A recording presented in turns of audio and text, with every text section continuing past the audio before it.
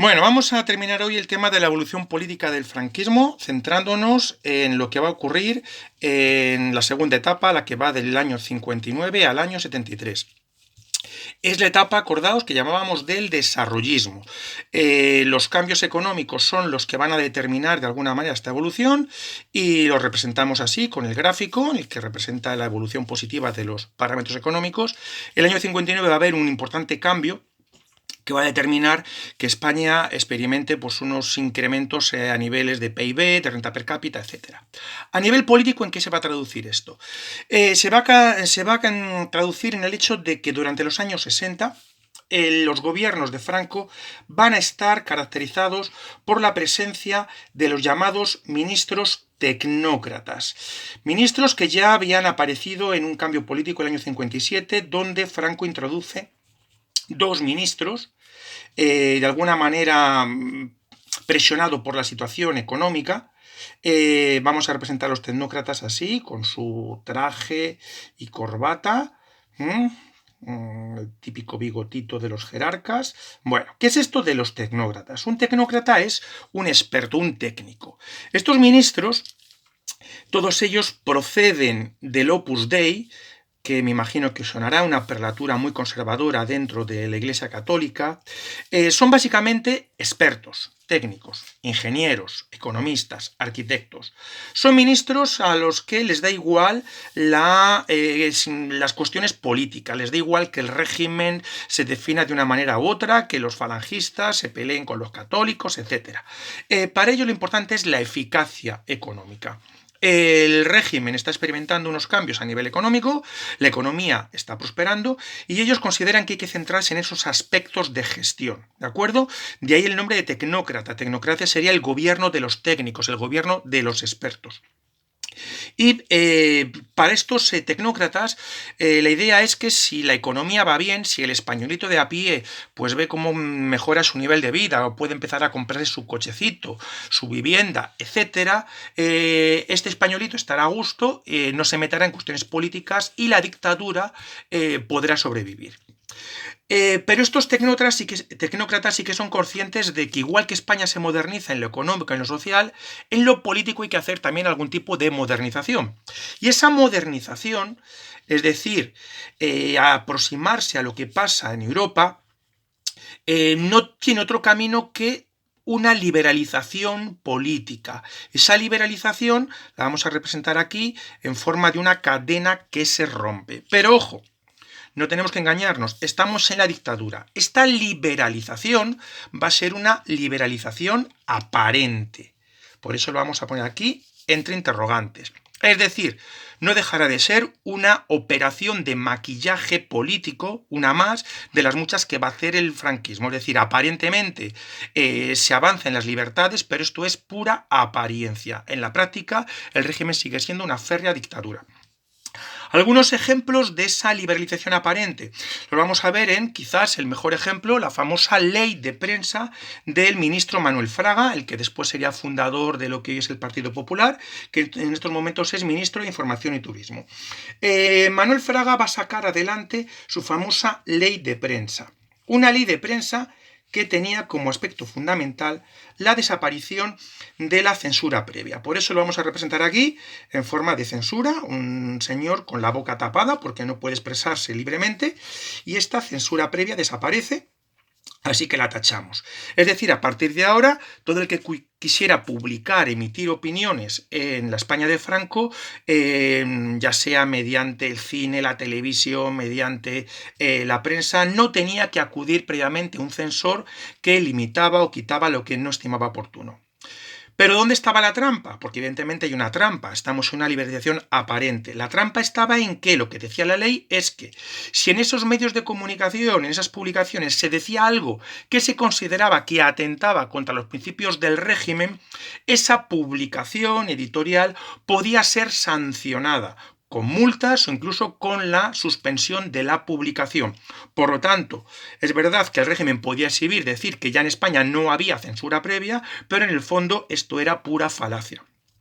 De hecho, consideraban que esto incluso era peor, porque esto lo que obligaba era al editor a hacer una especie de autocensura. Él tenía que medir qué es lo que consideraba que se podía emitir o lo que no se podía emitir.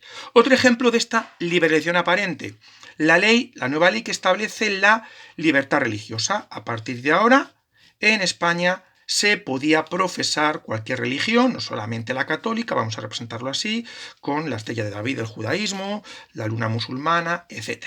Bueno, pues sí, efectivamente, libertad religiosa. En la práctica, en una España en la que la mayoría de la población era católica, esto tenía muy poca repercusión y sobre todo porque el régimen no dejaba de ser oficialmente católico, la religión católica seguía teniendo una preeminencia, su enseñanza era obligatoria en las escuelas, la jerarquía católica seguía disfrutando de sus privilegios, etc. Y por último, el año 67 el régimen aprueba la última de las llamadas leyes fundamentales, la LOE. ¿Qué es la LOE? La Ley Orgánica del Estado. La LOE era una ley que venía a ser una especie de constitución en la que se establecían las relaciones de poder entre los diferentes órganos del gobierno, se separaba la jefatura del Estado de la jefatura del gobierno, se establecía cómo se nombraba el jefe de gobierno, etc. Es decir, como si fuera una constitución.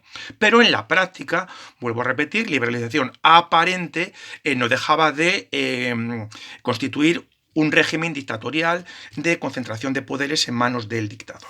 Bueno, con esta modernización, entre comillas, política, lo único que faltaba era saber quién iba a suceder a Franco. La ley de sucesión establecía que Franco era caudillo vitalicio y que él tendría capacidad para designar al sucesor. Se habían abierto muchas interrogantes. ¿A quién nombraría? Franco ya está mayor y se espera que designe al sucesor para terminar de cerrar lo que se considera que es la institucionalización del régimen. Finalmente, el año 69, Franco desvela quién va a ser el sucesor y la persona elegida va a ser el príncipe Juan Carlos de Borbón. Es decir, voy a hacer aquí una caricatura de Juan Carlos de Borbón, la típica nariz borbónica. Bueno, el hijo de don Juan de Borbón y por lo tanto el nieto de Alfonso XIII. El actual rey emérito. Además, establecía que Juan Carlos de Borbón sucedería a Franco con el título de rey. Lo que hacía Franco era saltarse la línea sucesoria, porque acordaos, tras la muerte de Alfonso XIII, el jefe de la Casa Real era don Juan de Borbón, que era el padre de Juan Carlos. El distanciamiento entre Franco y don Juan de Borbón era evidente, y lo que hace es saltarse esa línea y designar a Juan Carlos, que llevaba en España desde el año 48, como el sucesor. Claro, Franco no pretende restaurar la vieja monarquía, sino instaurar una monarquía nueva. Por eso el título que va a tener Juan Carlos, mientras sea el sucesor, será el de príncipe de España, no príncipe de Asturias, porque eso hubiera significado reconocer que era el heredero legítimo de la dinastía borbónica. Bueno, a pesar de esta modernización, el régimen seguía siendo una dictadura. Y la prueba de que todo esto era un maquillaje, pues son algunos de los aspectos relacionados, por ejemplo, con el tratamiento de la oposición. Por ejemplo, en el año 62 se celebra el famoso Congreso de Múnich, al que el régimen respondió con una furibunda propaganda calificándolo de contubernio. ¿Qué es esto del Congreso de Múnich? Bueno, pues es un congreso que convoca en la ciudad alemana de Múnich el movimiento europeo, al que son invitados personajes españoles del exilio, pero también personalidades destacadas del interior, personajes, por ejemplo, miembros de la universidad, profesores, etc. En aquel congreso de Múnich, por primera vez se van a reunir miembros del exilio, que llevaban fuera de España desde el año 39, con personalidades del interior.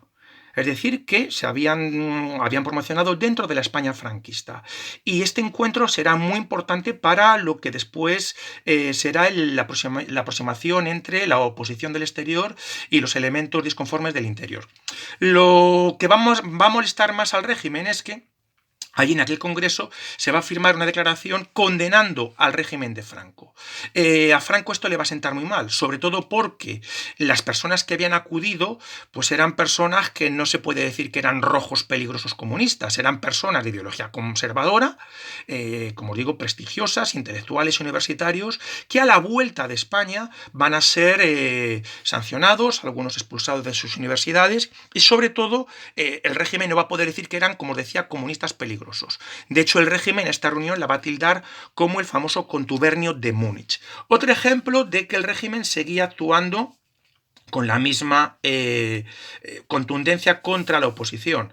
El año 63 es sorprendido el dirigente comunista Julián Grimau, líder comunista en el interior, clandestino, y será ejecutado de forma sumaria, aplicándole incluso una legislación de la guerra civil que ya se supone que había caducado, es decir, que ya había prescrito. El fusilamiento de Julián Grimau va a provocar durísimas condenas internacionales, manifestaciones y protestas. Y quizás el mejor ejemplo de que todo esto era un maquillaje político. El año 63 también el régimen decide crear un nuevo tribunal, vamos a representarlo aquí, el Tribunal de Orden Público, el famoso y terrible TOP. Vamos a representar aquí un juez con su toga y con su martillo en la mano, en este tribunal que es el TOP. El TOP es otro ejemplo de maquillaje. El TOP iba a ser el tribunal encargado ahora de la represión. Vamos a representarlo aquí en un manifestante que corre delante de los famosos grises, la policía del régimen, que va aquí con la porra, ¿me veis? Bueno, ¿qué significaba el TOP? Simplemente era otra vez una especie de maquillaje, os decía, porque a partir de ahora, Tribunal de Orden Público, es lo que quiere decir, las cuestiones de disidencia de la oposición pasaban a ser consideradas cuestiones de orden público. Y lo que significaba es que ya no estarían bajo la jurisdicción militar, ya no serían perseguidos por tribunales militares, sino por este tribunal que tenía carácter civil. En el fondo, como os digo, maquillaje, porque este tribunal seguiría actuando contra la oposición con la misma contundencia con la que se venía actuando hasta ahora. Y así llegamos al año 73. Ese año comienza la última etapa que hablábamos del tardofranquismo, una etapa en la que el régimen se empieza a desmoronar por todas partes. Un régimen que coincide con la decrepitud del propio dictador, del que ya pues todo el mundo sabe que le quedan pues pocos telediarios, ¿de acuerdo? Lo único que falta es esperar a ver cuándo se produce el hecho biológico, que era como se decía a la muerte, ¿no?, del dictador. España va a sufrir la crisis económica que comienza el año 73, la oposición va a ir creciendo y esto obligará a que el régimen realice sus últimos intentos de sobrevivir y de garantizar la supervivencia, pero esto ya lo veremos en el último tema del franquismo, que es el tema 11.3. Pues hasta aquí la evolución política del franquismo.